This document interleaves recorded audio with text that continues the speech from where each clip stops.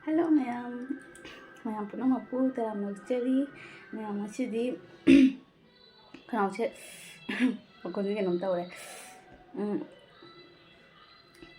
Aku juga masih tadi tak ingat apa na. Mama pro pergi mau asap aja nih tu cara begini pak. Aku juga kadang kenal tahu sih. Ada ma'am hajeng na apa itu orang pasti tangkun tadi ni. Ada masih sini tangkun mana. Ada orang ini memang ni asal utip. Kuno super loi lakna ko tanga loi siamba ko paloi loi ngasi se ni mangda ni sangi ngarang dagi tau bane ado ngasi loi re hayeng sidi lai pot ki khara poche khat kani lai pot tau rani ado hayeng le ra ka ngasi se lu hong mane ba do ngasi ni mangi ngdang gi oina video se do mate kha oina memory oina pagi lojera ge mayam ste minasi jinghalake mayam aise haji mathata makhada chapudi ꯑꯍꯥꯟꯕꯒꯤ ꯊꯣꯡꯂꯝꯃꯦ ꯆꯥꯛꯁꯦ ꯑꯅꯤꯔꯛ ꯊꯣꯡꯗ꯭ꯔꯗꯤ ꯌꯥꯔꯔꯣꯏ ꯉꯁꯤꯗꯤ ꯈꯔ bachelor ꯄꯥꯔꯇꯤꯁꯨ ꯑꯗꯨꯝ ꯃꯃꯥꯟꯅꯕꯁꯤꯡ ꯈꯔ ꯄꯤꯖꯅꯤ ꯑꯗꯨꯗꯨꯒꯤ ꯆꯥꯛ ꯊꯣꯡꯂꯝꯃꯦ ꯆꯤꯆꯦꯒ ꯑꯩꯒ ꯄꯨꯟꯅ ꯀꯥꯈꯠꯂꯒ ꯃꯣꯃꯣ ꯆꯥꯃꯤꯟꯅꯔꯝꯕꯅꯤ ꯕꯕꯥ ꯂꯩꯔꯛꯄꯒꯤ ꯑꯗꯣ ꯍꯧꯖꯤꯛ ꯀꯨꯝꯃꯒꯦ ꯃꯌꯥꯝ ꯋꯥꯁꯦ ꯁꯝꯅ ꯍꯥꯏꯔꯨꯔꯒꯦ ꯌꯦꯡꯃꯤꯟꯅꯁꯤ ꯃꯌꯥꯝ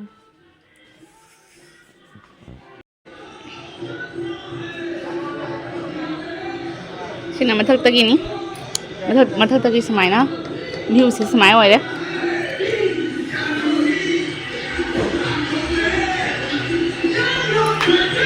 बाबू कहाँ पे नरेन के पास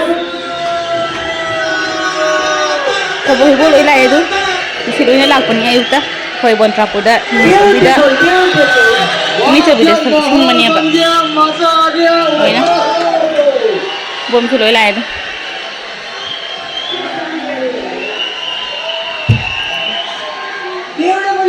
Beautifully sung. Really, I'm very proud of you. बहुत खूबसूरत लग रही है. Very pretty, very pretty.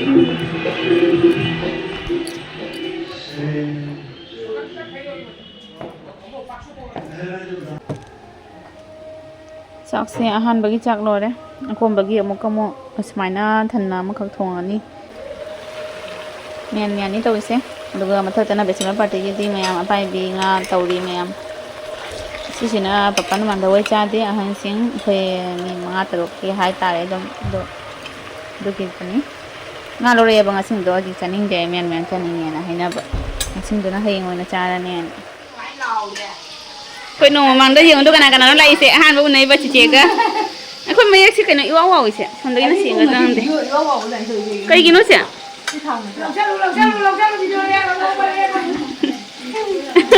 मंचे से लाए मंचे जेंग ने मैं अम्बो मसक ति अम्बो लाग अमद्रे ने वा वा वे कई गिनो मंचे हांदे खंगबुरा अखंग ए सोना काय दरे रंबदो चहे नि लेरमी कनो दा सनाबी दो सनाबी दरे रमने बा खंगा पादि माना ए काव हरे अमुक तंग उगी दुजना हेजे लग जागा दा ए हेउरा चंगा हेजे लग गोकर नतनी तौइजे मैं असिदि मयाम पुरा मन खंगा मनी चिचे से गुड लग दि पाइ लैबदो बगिरो न दंग नौ ले बगिरो ना थोंबै मौ होय आदि छरो हाउ दोइ नि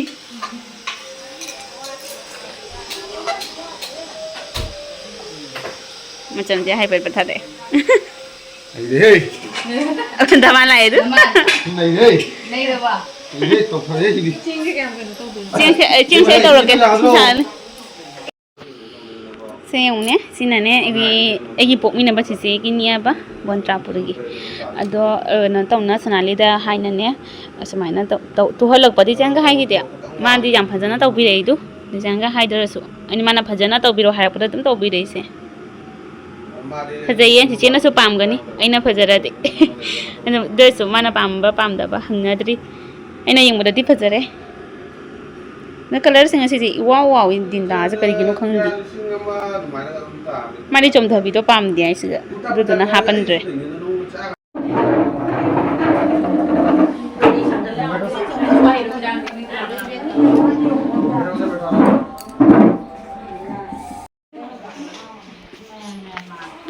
पारू सनो हाउ ब्रो हाउ रे रा तादो कमाई तोगे हिंजा mai ni pura sa ni सारा बो जानो मरो a de mấy thằng không sao nó xài Hoa để khám luôn, mày khám luôn, ăn gà đi.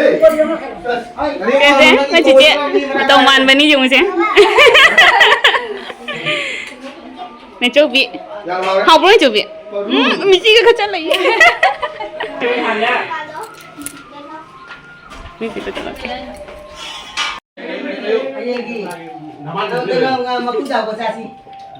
Quay tham ăn sudah udah Haji. Saya tham ăn sama dia. Sudah lah itu Haji dah. Thằng con đang từ đâu hả?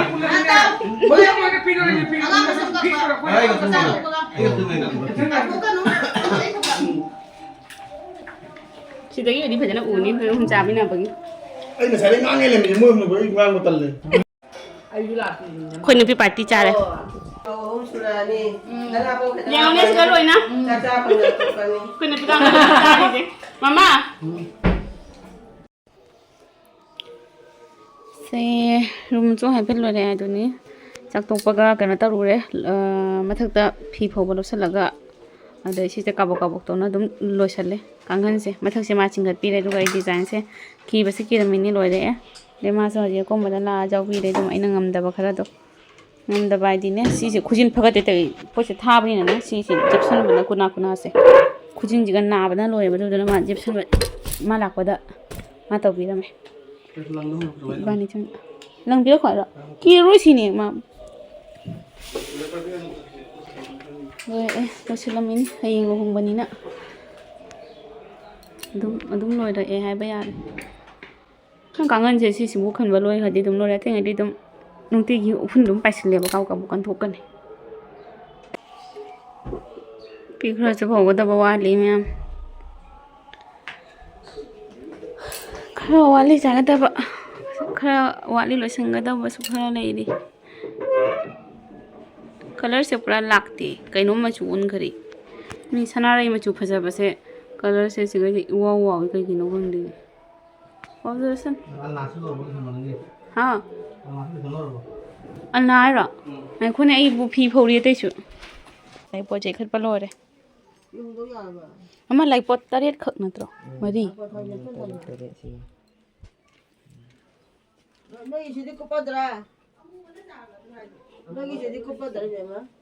Rồi mà nó nè.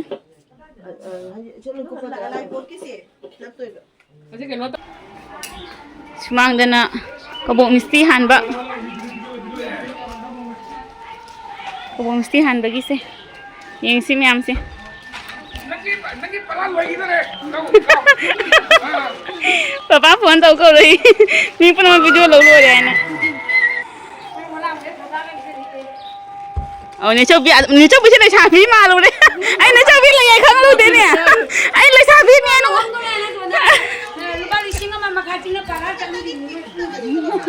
Aha, kau solau dia, kau kan berdua. Kadang-kadang soal dia, apa matun dah. Ni singa makan kena pala. Oi mak, kayaknya lesa itu mai tu.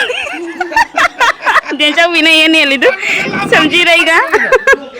Ni cabai, macam tu yang pasal ini. Ni cabai ni ni le. Imang lupina. Ni piau mana haja dapat cek. Kau paru. Cici sudah leh tu. Leh sabi ngata ni leh ni ba.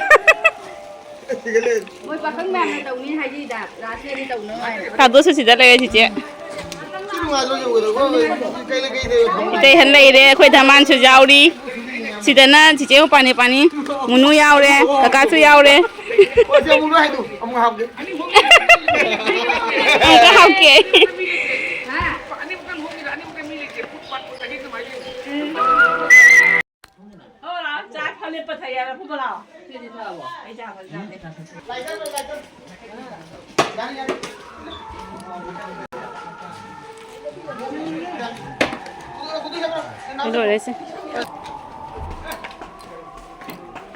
Sabi foto sondor sem tu lah kan. Sabi foto. Ini jam berapa tamu tahu jadi mana?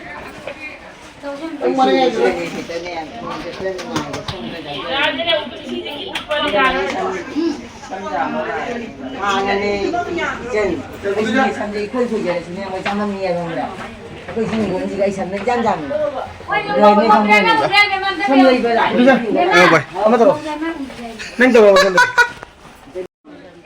ông bao giờ tình chị quay nằm tao vậy nó không có luôn đi 이거 này 세수 인터내셔널 cái nó đi chứ chị có bao giờ tôi chị cái nào được mấy gì mấy hai tới anh này nè mà con này phá cái con đi bắt đầu đi để mà chết mà khăng cái anh này mà xong Sabi se bek ani ani oi dore khoi se. Jale res.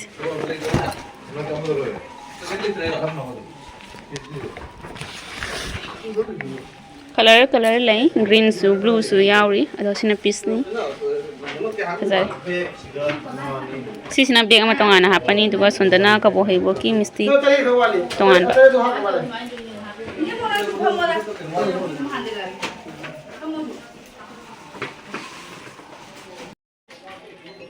सब लोग नया नया कपड़ा खरीदते हैं हम लोग भी खरीदेंगे Lado na jese. Nan thok tana bai ni. ấy gì đó cùng gì नया दोनों नहीं है खरीद ब्लैक शादी के दिन नहीं शादी के दिन का तो black Yeng bodadi kai male. ना जी Am bajan. Asinam color am thole do hati. Thamal gi. Phone आ गया ấy bàn đây để bàn tôi chụp lên tôi hiền bữa anh ăn cái thằng kia kì Paru itu si pijong do paru ga sonu ga. Puguro lo ere se puguro. Paru sonu do moi ma miam do lo jen di jai ni se. tao bà không để Kwa gi loi loi ha bo ja. Loi loi da. ngau rồi thế này qua cùng chelu đây Sunu jam ha puro ba. Sebelas. Sunu hap tro moi sia.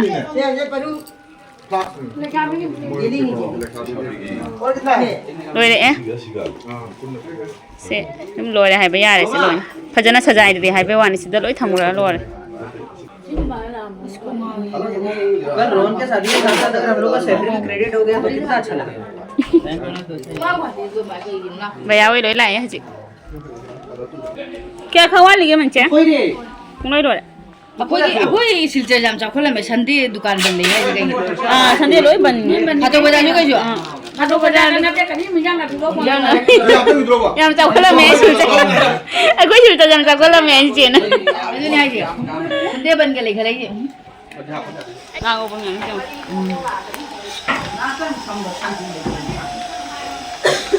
Ủa lần chạy thuyền mình Ising je. Khai dei je wan ising lak tri.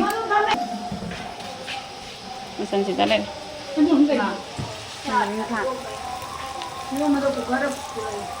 Chandra नाम वाली कई ओ सोया थी ना मेरा तो ये कहीं ना क्या Kapan gi?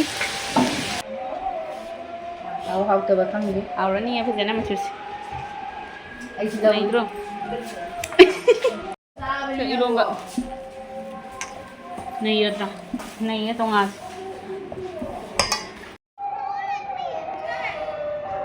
Decoration kung loi loi de.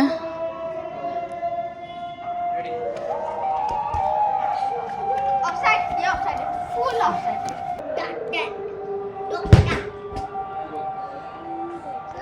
नहीं होना प्लीज इसलिए अभी स्टार्ट लड़की कौन नहीं हुआ टायर में टच होने से गोल हो जाता है क्या नहीं बात तेरा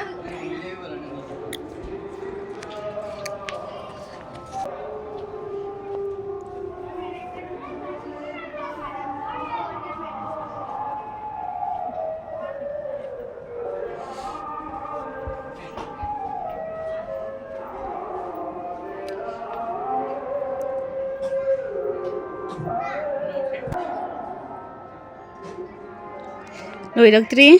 Sida suat li khara. Sudah lai de.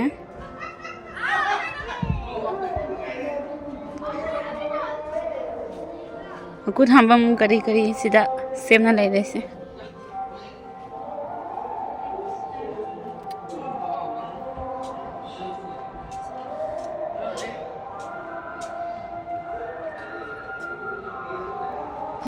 งาจะปรัชญามาไม่จะคิดว่ามันจะเสียเลยอามาดีโว้ย ปะเป้าวิดีโอถ่ายเราใครถ่ายตัวน้องปะป้าจะถ่ายอีก ฉันเองนะงาจะเก็บเล็กตัวดีนั่งบนเตียงจัดประมาณนั้นอินนักอีกคนนั้นเลยมั้งadaงาจะเสียไอ้นั่งไอ้ดิฉันเองให้เจดีไอ้ขังเจดีงานอะไรงาตรังไปตรังไอ้นั่นท้าววานะลงในฮิปตุกะเจนพี่คนที่เบทีมาจานะงาจะเสียงานเพลย์ดัมนักขึ้นที่ได้เด็กคนนั้นหาวันที่นั่นนะชาวบ้านตุกะ Macam tadi ni aja dah lah. ปะทั้งกันนั่งงาจานเลยอะเดี๋ยวนั่งเลยว่าจีงาจานที่สุดท้ายนั่นเลยเป็นอะไรสักอย่างนั่นนั่นไม่ใช่ไอ้ไม่ใช่เลยจ้ะไอ้ไม่ใช่วันที่เราเช่นเลยจ้ะบ้า Option lagi lagi.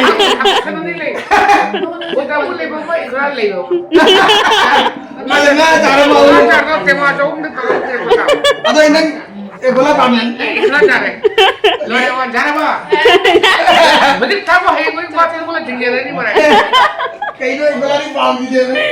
Bola itu mungkin dah ni.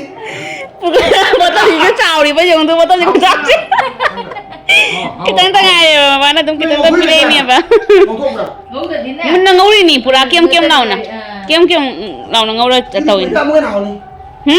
Kita awal ni apa? kui dah kui dah tham jai atau kui bangam deh kan ini dah seli mama ke chane je yum ding apa apa tu lo ya Boleh manusia apa lu?